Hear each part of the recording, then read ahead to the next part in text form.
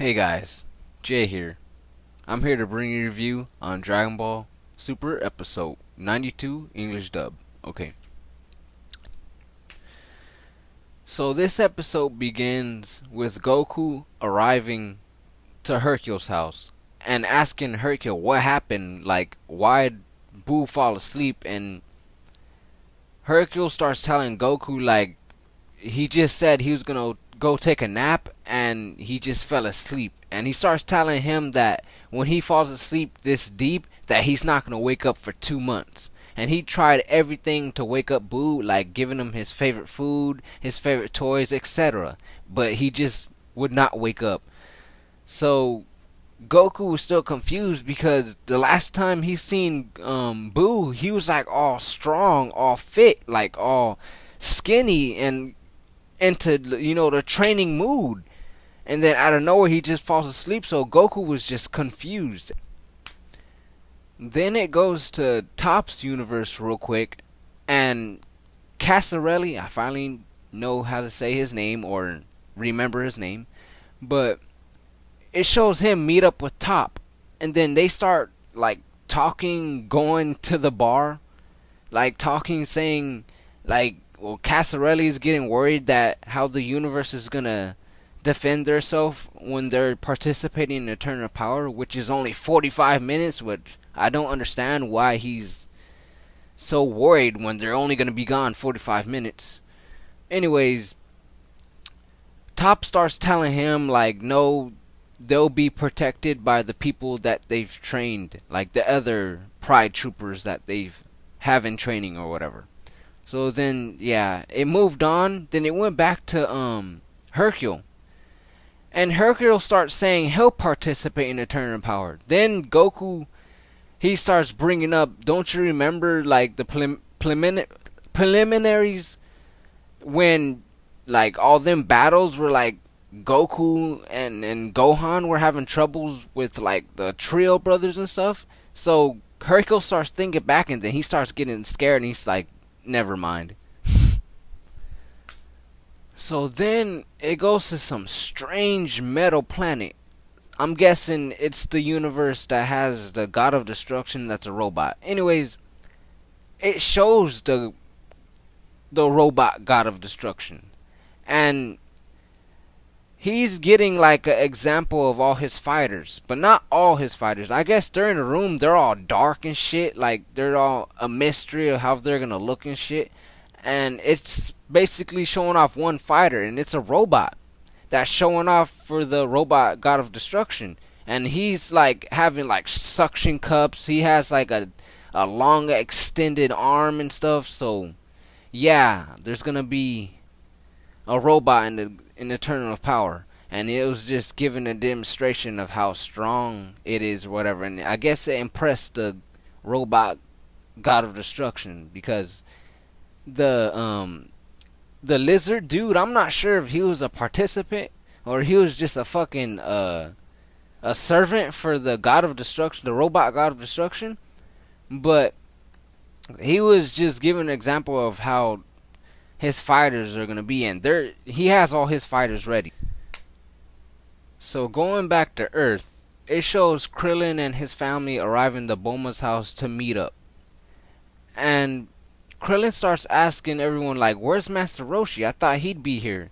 Then everyone starts telling him he's doing some special training, and then Krillin starts thinking like, I wonder what that is, and he starts saying, oh, I know what that could be. And then it shows Master Roshi like officially like completing his training of like perving over girls or whatever. So he got over it. Then it goes back to Krillin, and Krillin starts saying to himself or everybody, I can't believe Master Roshi finally got over like perving over girls. So then Krillin starts bragging about getting the 10 million Zenny that Goku promised him, but Piccolo told him it was a lie. They all also tried to suggest that they'd entered the Tournament of Power with 9 fighters, But out of nowhere, Supreme Kai walks up and tells him no. If it's 10 fighters, if the Omni King says 10 fighters, it has to be 10 fighters. Like, it can't be more or it can't be less. Then, moving on, it goes to Vegeta. And Vegeta is powering up in Super Saiyan Blue. And then it just shocks everybody, like everybody sensed it. But hold on. You can't sense God Ki. How the fuck did they all sense it, like, at the same time? Unless they sensed, him blowing up the fucking hyperbolic time chamber? Then, okay, but it seemed like they all sensed him when he was, like, powering up, or I'm not sure if he was just powering up, but anyways, I'm not sure if they sensed it or not, but it's weird. Did they forget that you can't sense God Ki? Okay, so moving on to Universe 6. Going to Kaba and Khalifa. Kaba is explaining to Khalifa how to turn Super Saiyan. Well, at first he just gives an example and he turns it himself. And she gets amazed how incredible it looks, how powerful it is and stuff. So she gets eager to try it. So she asks him how he did it, and he tells him he did it out of anger, and he was taught by some dude named Vegeta. And then he starts talking about some back thing that he focused his power onto his back, and that's how he does it. So and then he tells her to do it, and he doesn't think she could just do it like right and then. So then she starts doing it, and she starts triggering Super Saiyan. Just like that. Like, it just starts triggering it. And then Kaba gets excited and he starts telling her to do it again. So she does it again and she just turns Super Saiyan right off the back. Like, there's no training there. There's no anger, nothing. She just focused her power on her back. You see, like, some power. Like, it did a scene where it showed her back glowing and she turned Super Saiyan right off the back. I ain't gonna lie, she looks dope as fuck for being the first female Super Saiyan. Like, she looks fucking dope. But it's stupid how they turned Super Saiyan. Like, back then it was so hard to turn Super Saiyan. Like, Vegeta struggled.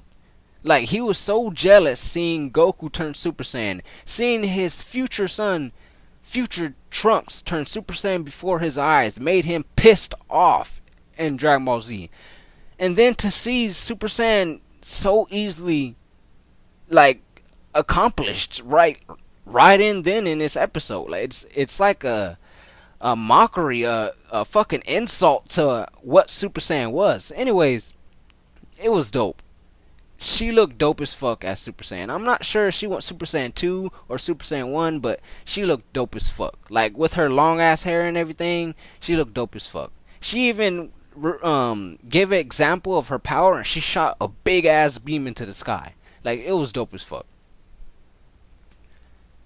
So once Khalifa was done giving an example of her power and, like, feeling the power of a Super Saiyan, she asked Kaba how to turn off, and he told her just focus on your back and just relax. So she did that and turned off, and she agreed to join the team. And then Kaba got excited, and then Khalifa starts saying that she has another team member too, and then she starts saying, Kale, come here, because Kale's hiding in the back the whole time. She was just watching him, and she starts telling Kale, like, you can do it too. Come on, I know you could do the back thing too. And then Kel starts getting, like, shy and stuff, saying that she can't. So then it moved on to Goku, like, coming back to Bulma's house, and he starts saying, like, there's nothing he can do. Like, he can't wake up Boo. He did everything he could. He can't do nothing.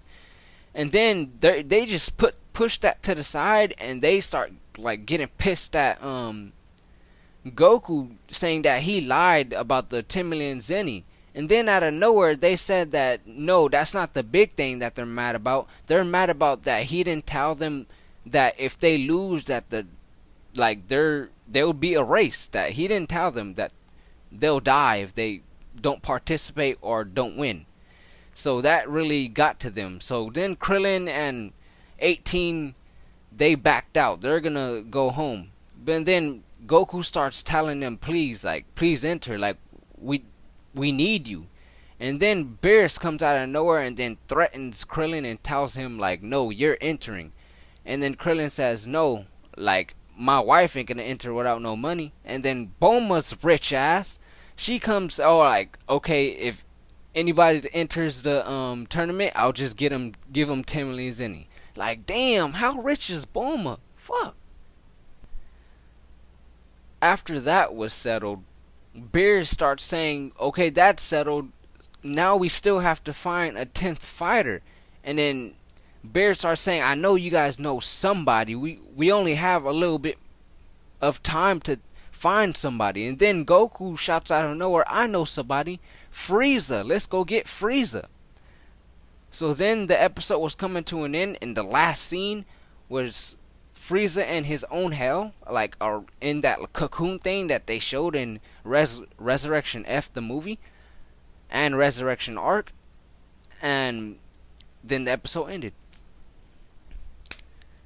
So this episode was fucking dope. Like, it was like a episode like leading, like getting everyone together, like finally showing everybody getting their team together. But it was a fucking dope episode.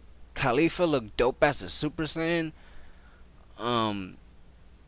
Fuck, the animation in this episode, it was fucking dope. Like, I'm pretty sure everybody saw that there was a little teaser of Broly in the commercial break, and that was fucking dope to see. This episode, fuck, it was dope. Like, the ending, it was shocking because, you know, they're gonna get Frieza on their team. Like, out of everybody, they picked Frieza. Like, you know, the most hated out of everybody, the one that killed Krillin. Anyways, I'm Jay, and this is my review on Dragon Ball Super episode 92, English dub. Thank you for watching, and I'll catch you on my next review.